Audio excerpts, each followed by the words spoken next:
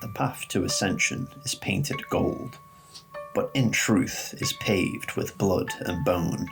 Battling the new gods of Mah'abre reveals this unfortunate truth. After slaying Francois, the last and greatest of them, we sit on the throne of Ascension.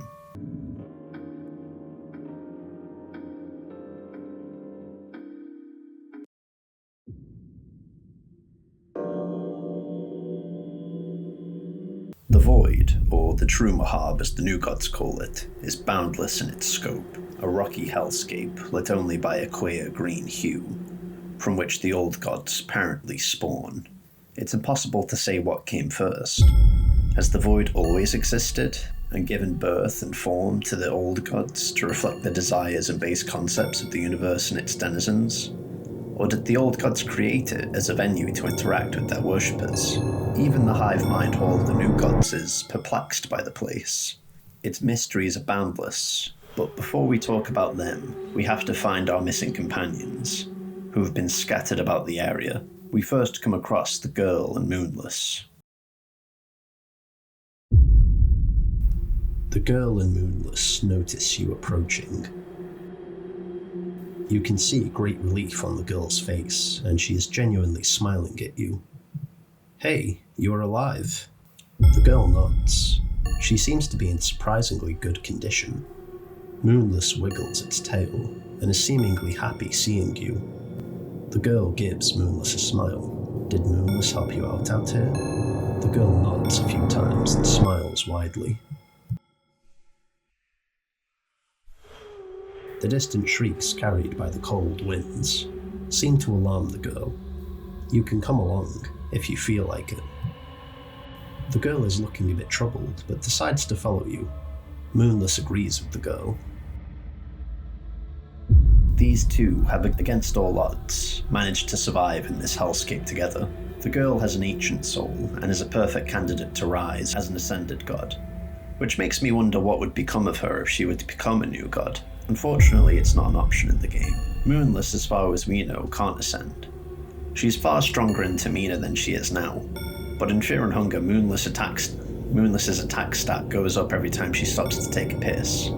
As far as I'm aware, that's canon. So by Termina, it's likely that Moonless is responsible for at least one ocean. The next person we find is the Outlander. Oh, it's you. I didn't think I'd meet anyone in this abyss ever again. How long has it been? What do you mean? We just got separated. Really? That's worrying. Either time doesn't function properly here, or I'm losing my mind. Wouldn't be surprising if this place finally got me. It happens to all of us, sooner or later. I'm starting to lose faith here. Maybe we were never meant to survive this darkness. But it's good we are finally reunited. Let's continue together. He's been here for quite some time, and is just casually chilling by a fire and losing his mind, so literally nothing has changed for the guy. In all seriousness, his time in the Void hunting the monsters that call it home for literal months was probably the final catalyst that would have turned him into the ultimate monster slayer. Next, we find our knight.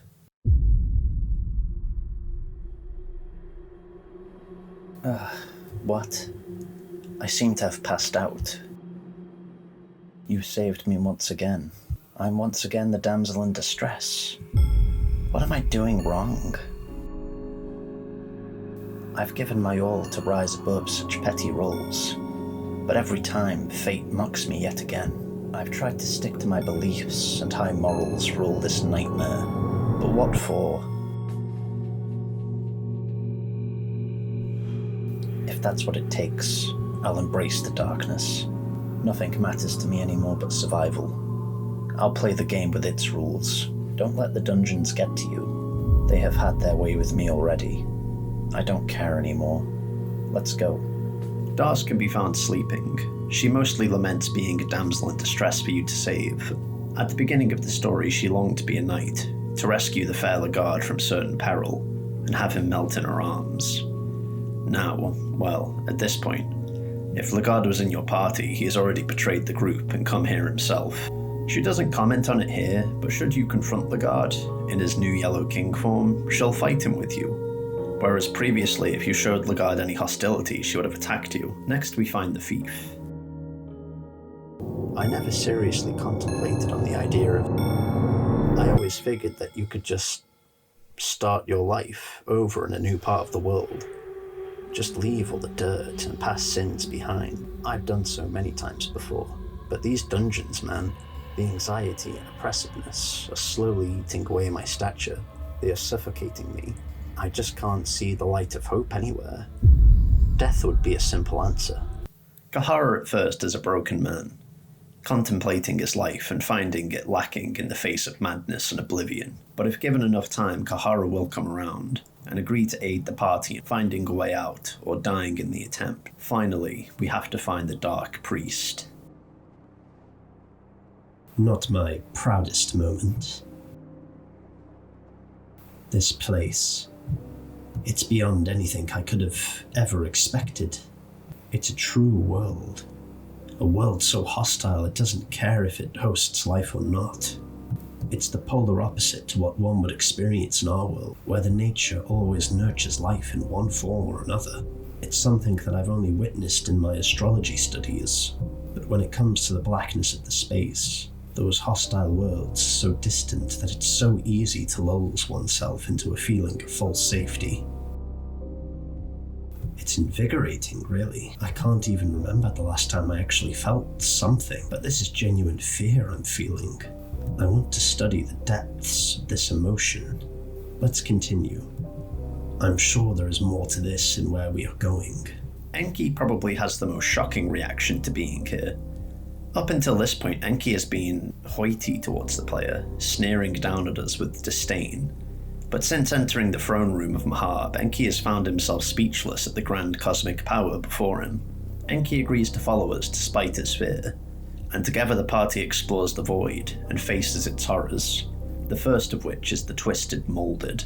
The miserable creation that is but mockery of human beings. It is a simple being, created by a new god that once existed, who was trying to achieve the power of the older gods, with limited understanding.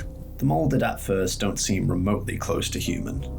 Only twisted arms and legs give them a passing similarity. So who created them and how did they get here? Well, in Termina we hear of a god named Petruvia, who apparently came up with a blueprint for humanity for Sylvan to create from. So I believe the Molded were Petruvia's first drafts, so to speak. Interestingly, we're never told whether Petruvia is an old god or a new god. But how could there have been a new god before humanity, if the only new gods we've met have all been human? The answer is simple. Not every new god was a human. Before men, the lizardmen roamed as the dominating life form. Like us, they too desired to ascend higher. What remains of those ancient times are the forms. In the void, we see on the dark monoliths winged creatures perched above, who will not hesitate to attack us if they sense weakness. These are the lizardmen, who sat on the throne of Mah'abre long before the creation of humanity. These creatures are called blights. Unlike humans, it would seem the new gods of the lizardmen never leave the void, but rather dwell here in harmony with their makers, making the void a kind of heaven for them. And the blights, angels in a sense. But the old gods are gone, and the blights are left with no rulers, and in a vacuum of power, strength becomes the only order of things. It should be noted that the blights aren't an equivalent to new gods. They are strong to be sure, but they haven't been touched with pure divinity. But there are those who linger in the void who have. Across the void are hiding holes, like the one we found Enki inside of. If we spend too much time outside of these holes exploring the void, something will find us.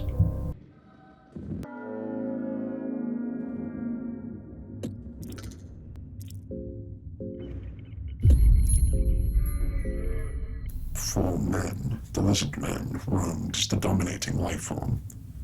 Like us, they too desired to ascend higher.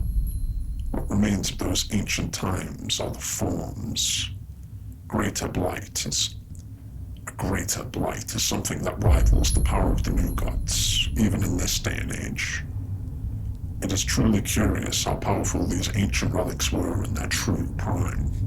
The Greater Blight was a lizardman, and in their prime were likely stronger than the new gods, and are more deadly in combat than anything we faced up until this point, save perhaps the old gods themselves. Mah'abre was once the domain of the lizardmen.